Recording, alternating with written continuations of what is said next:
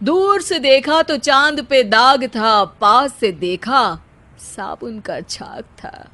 ठोको ताली।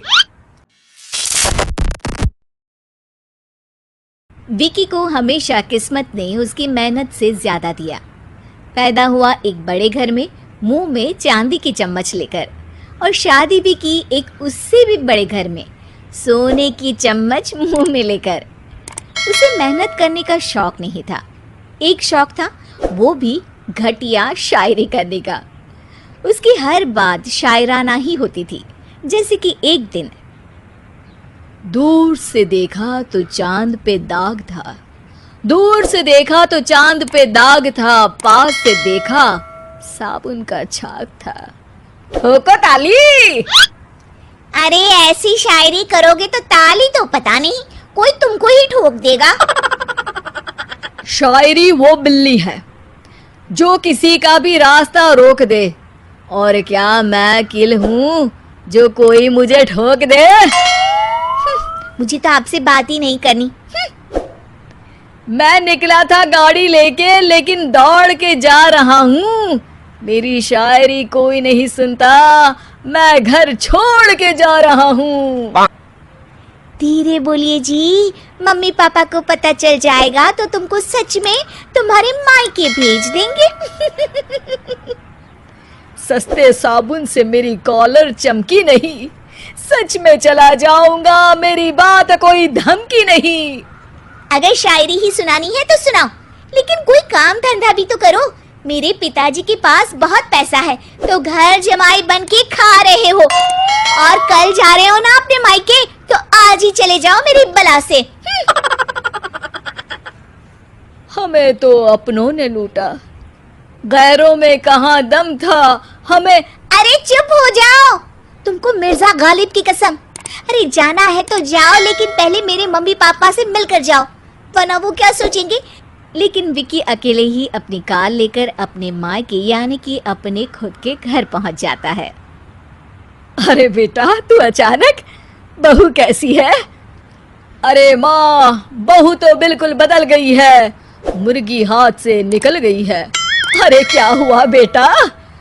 उसकी आती नहीं है, मेरी जाती नहीं है, मैं करता हूँ शायरी, उसे भाती नहीं है।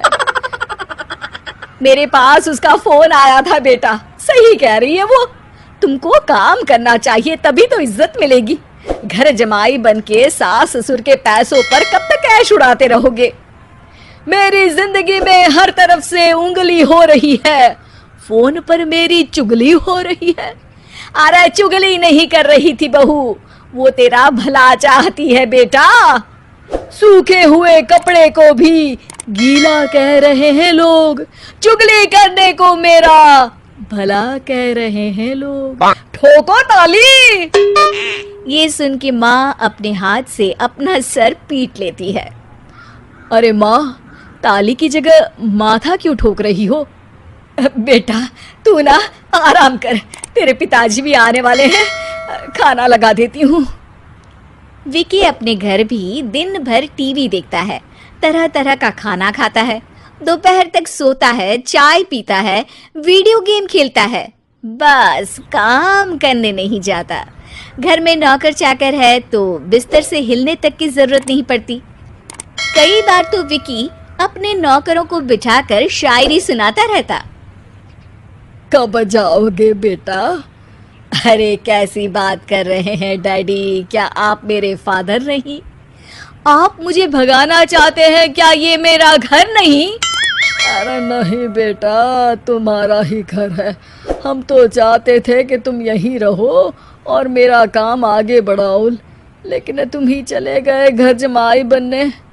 अरे मेहनत तो गधे भी करते हैं, मैं अच्छी किस्मत लेके पैदा हुआ हूँ, मैं घर जमाई हूँ, ससुराल का फूल गेंदा हुआ हूँ। ठोको ताली। पिताजी और माँ सच में ताली बजा देते हैं। ऐसा पहली बार होता है जब विकी की शायरी पर किसी ने ताली बजाई हो। अरे आप लोग सच में ताली बजा रहे हैं?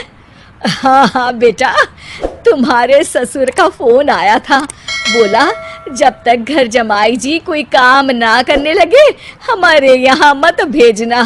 अब तू तो काम करने से रहा और तुझे रहना भी है हमारे घर में ही, करेगा भी शायरी ही, और बार बार ठोको ताली बोलेगा तो आदत डाल ही लेते हैं ताली ठोकने की।